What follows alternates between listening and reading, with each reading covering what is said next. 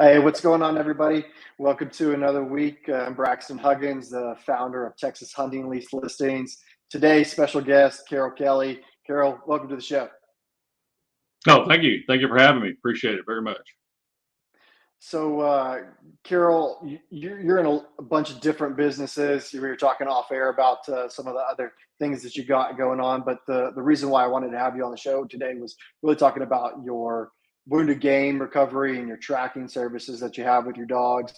Kind of give us a brief introduction there and talk about, a little bit about what are some good traits that we can look for in a good dog. Okay, we'll do that. Like what I typically do for a living, I'm a big shoe repair cobbler, so that's what I do in my day job, and have stores all over Texas. But uh, in my spare time, I trail wounded deer, and I've been doing this 6, 7 years now. And I'm a kind of, I guess I can tell you the story how I got into it, if you want me to. Is a I got a unique perspective, I guess, maybe to that. I started training antler dogs about 15 years ago, where I bought a couple of dogs, trained them how to find shed antlers. They did real well. It's a pretty intensive type training because they're trying to locate an inanimate object that has a smell. And so I did that. And then, you know, um, my family's from Freer, Texas. My dad grew up there, so we've hunted down there our whole life. And I'm around 60 years old, so I used to have to be on a leash down there. The first tracking dog incident I ever remember in the hunting industry was back in the late 80s, early 90s. I'm sure everybody's heard of a guy named Roy Hines, and he's pretty much the godfather of deer tracking. I'm pretty sure he started it. He's the guy that started doing it in the early 80s. Maybe they were doing it way longer than that. I don't know the history, but we Yeah. called him several times on a big ranch we were leasing. And this was before high fences, any of that stuff was really a big deal. And I think for $100 he would bring this dog, and I think he had a real well-known dog named Jethro. And he today we use GPS collars and apps, and you can watch your dog on Google Earth. He was using Right. bells. They had bells around the neck, and he would that dog would trail a deer. He would hear him barking, getting bait. He would run through the brush with a single shot 22 and shoot him in the head. I mean, it was like, as a young man, I watched him do it. I was fascinated by it. I mean, I couldn't, to this day, I never did forget about it. I always wanted to do it. And so, anyway, that's my first introduction to deer tracking. And he found 4 or 5 deer for us. And anyway, so that never did leave me. And then I became a Boone and Crockett scorer, and still I've been doing hunting and tracking deer my whole life. So about 5 or 6 years ago, I said I'm going to get into tracking. I want to do this. So I didn't know how to do it. It's kind of a tight knit industry. The main thing is you got to find a good dog. So I found a dog with some great bloodlines that kind of nobody wanted. So and I found make a long story short. Roy Hines is the godfather. I call him the George Strait of tracking. He's the guy everybody wants to be, and Right. he's the groundwork for everybody that's doing it today, which there's quite a few guys do it. But I got introduced to a guy named Bubba Snyder. He's the Roy Hines of East Texas that nobody maybe knows about, and he's the best dog guy I've ever been around. And his dad used to have hound dogs that would chase prisoners in East Texas. I mean, that's what he did. And Right. he was the coon dog champion of Texas as a young man. And anyway, I took this dog to him. He fixed him for me. There was some problems with him, and I'll get into what makes a good dog in a minute. And then anyway, I took this dog and he fixed him, and then he runs Bavarians, which is the type of hound we run, a Bavarian Okay. mountain hound. And we bred this dog to his dog and started our own bloodline. So I've been doing that ever since, kind of with him, and and that's kind of how I got into the tracking business. And so I'm now into it full speed. I love it. There's nothing. I just enjoy it. Some people play golf. Some people like to do different hobbies. This is what I love to do. There's nothing funner than going on a track and finding a wounded deer for somebody, or some young kid, or Yeah. some guy that's killed his first deer. It's just nothing more satisfying than that. On the other note, though, you're either the hero or the goat. If you don't find him, Yeah. they feel like you don't know what you're doing. So they're not very happy. But anyway, that's kind of comes with the territory. So anyway, that's how I got into it. And I guess to answer what makes a good tracking dog, in my opinion, I've trained bird dogs and I've trained antler dogs. And the hardest thing that I've found to find is a good deer trailing dog. And the reason is they need to have 5 or 6 traits from different breeds. You can't just find one breed. And I'm not an expert on it, but this is from my experience. There's not really one breed that has all the traits you need. I mean, you need a dog that's got stamina, because when you're hunting in South Texas and Texas, it can be 40 degrees in the morning. You know, by the time they call me at noon, it's 90 degrees. Yeah. And you need a dog that's, and if a dog like a lap starts chasing a deer and he starts panting, you know, dogs don't sweat, they breathe out of their mouth. That's the only way they can release heat. So once a dog starts panting, he can't smell. So you need a breed that can run all day, chase a deer 2 or 3 miles and not get tired. You need a dog with a great nose that can, you know, because by the time we get calls, there's no blood. The blood's gone. Right. So people call it blood tracking dogs, but you know, if there was blood, the hunter would find the deer, but the blood stops, or there's no blood to begin with. And so what people don't realize is these dogs they're tracking so many more smells than blood. They're tracking we call them endorphins, hormones, adrenaline, because a wounded deer puts out a totally different smell than a normal deer. They're putting out there's a term that they call it. It's called the fight or flight syndrome, where when somebody's wounded, even a human, when you're scared and you're either you got to decide to fight or run, your body puts out hormones, and dogs do the same. I mean, deer do the same thing when they're wounded. Right.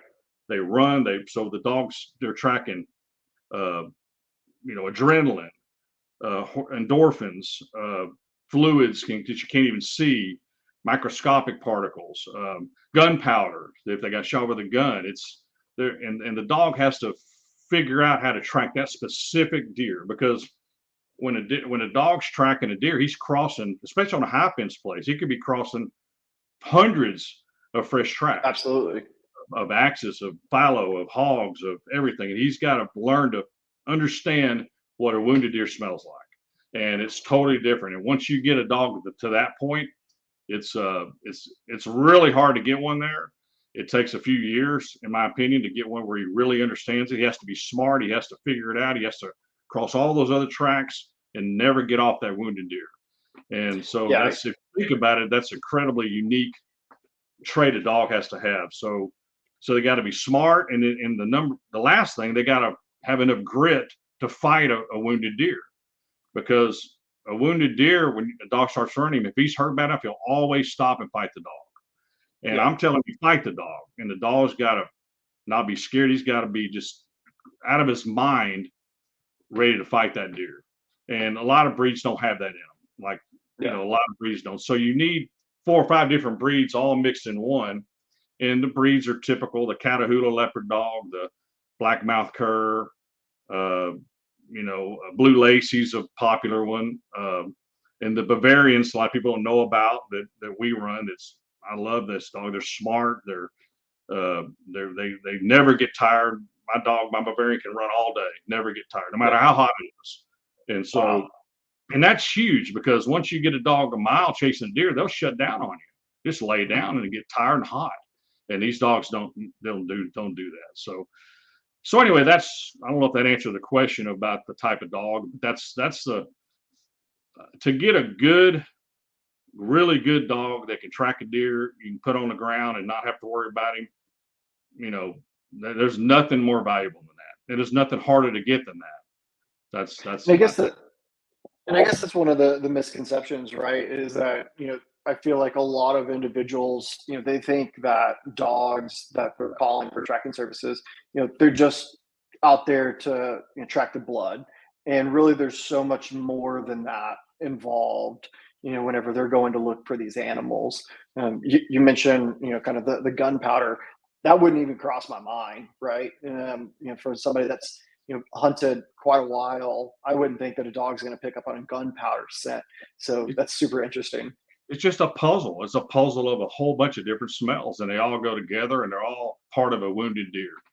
Yeah. Some people will take a bottle of ketchup. You see them online. They fill it up with blood, and they spray it on the ground. And the deer, they take any dog in the world can do that. But think about it. The only time you need a dog is when there's no blood, Yeah. and Yeah. that's when you separate the I guess the men from the boys is when because we train our dogs. We don't use blood. Yeah. Based, to be honest with you, yeah, they got to learn to be introduced to it. They got to understand it, but it's really about hair. It's about a deer rubbing on brush. It's so much more than blood, as we talked about a while ago. So because when I get a call and I go to last blood, there is no blood. The blood's gone. So now Yeah. we're talking about tracking adrenaline, endorphins, hormones, and those last 4 to 6 hours. So, and in Texas, like in the East Coast, it's a lot of humidity is a huge thing in tracking too.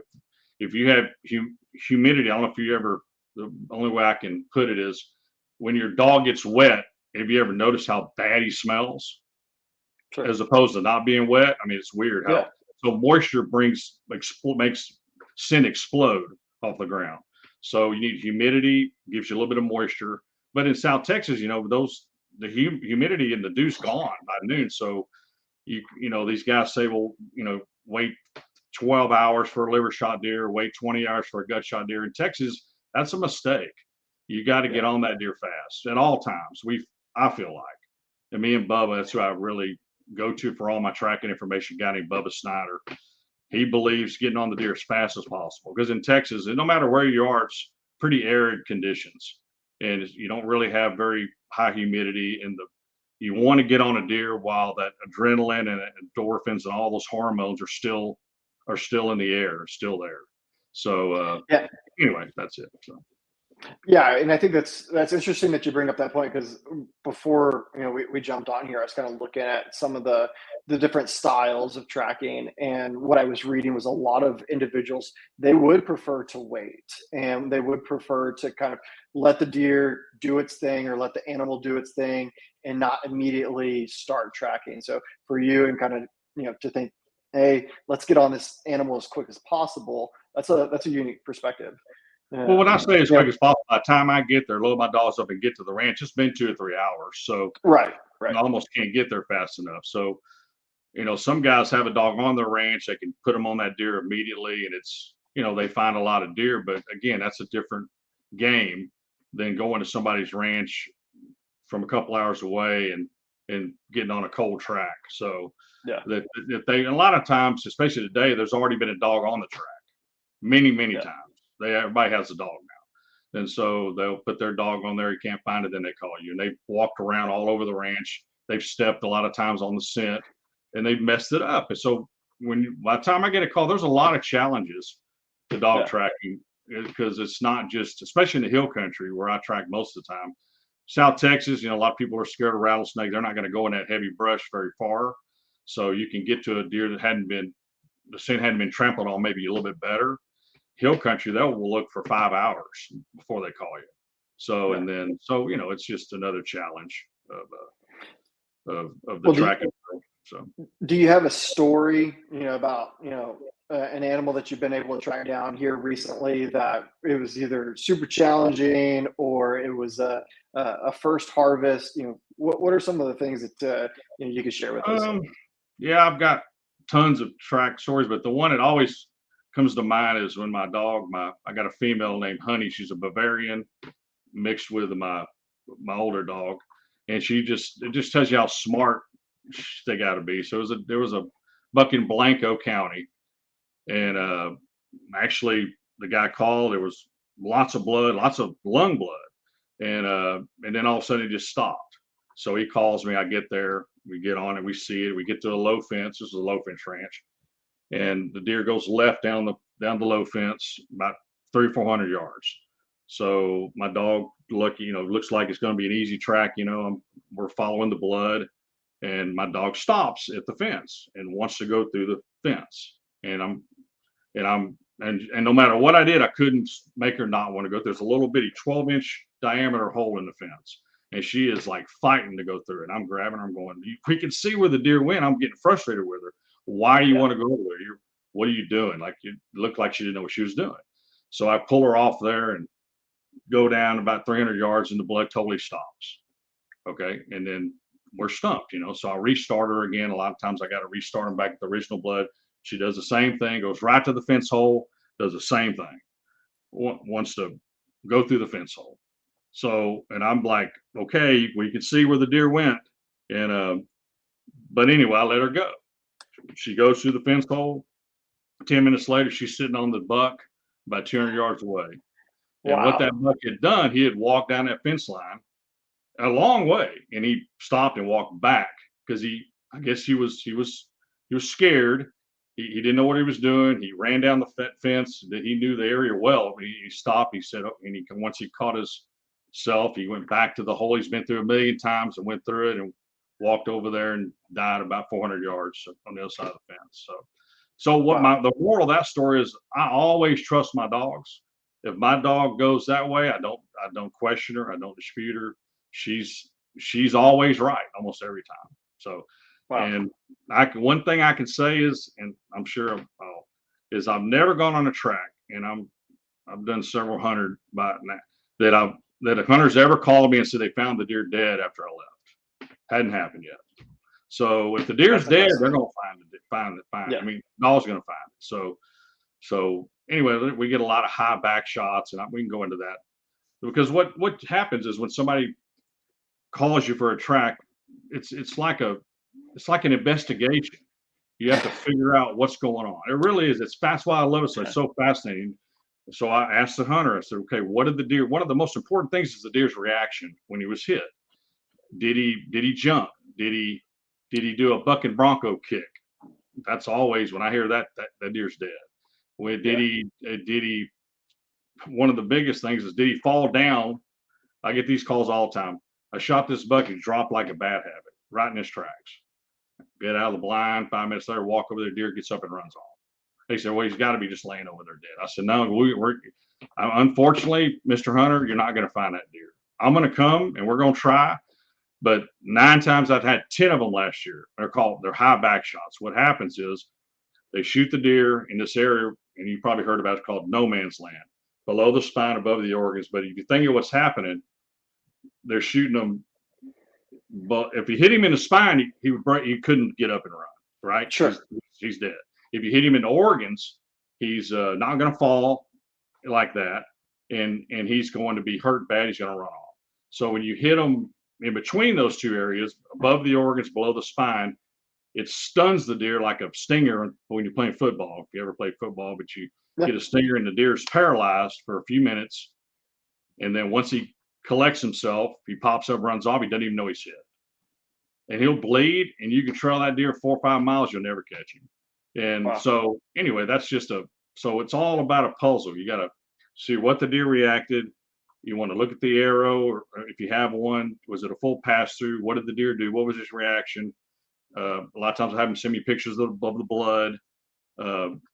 Anyway, so and by the time I get there, I kind of know my plan of attack. So I don't really tell the hunter, but I kind of got an idea of where you hit him.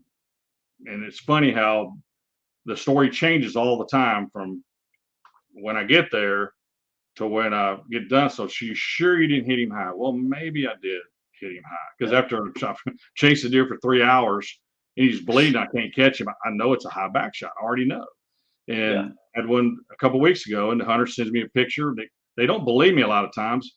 You're right here, and you see the hole right through his back, and he's back at the feeder 2 weeks later. So anyway, that's just another thing. It's just like you're like an investigator. You're investigating the shot and trying to figure out, what your plan of attack is. So anyway. So we're going into Thanksgiving weekend here. A lot of hunters are going to go out. A lot of hunters are hopefully going to be successful. How can individuals get a hold of you? How can they connect with you online? I have a website. It's called texasbloodtracking.com. You can go there. My phone number's on there. There is a service. I'm on UBT. It's United Blood Trackers website. You can go in there, find me there. And then my phone number is 512-293-4778. And if you Perfect. call me and I can come, great. But there's a network of trackers that we all refer each other. I know a really good tracker in every region of Texas, and I last week I couldn't track. I referred like 8 tracks to different guys all over the state. So Wow. I got a guy in Central Texas, got a guy in South Texas, got a guy in East Texas. So anyway, if I can't go, I will definitely refer you to a tracker probably better than me. So Good that's deal. the Well, Carroll, I appreciate it. Thanks for joining us this afternoon. All right. Well, thanks for having me. Appreciate it very much. All right. Y'all take care.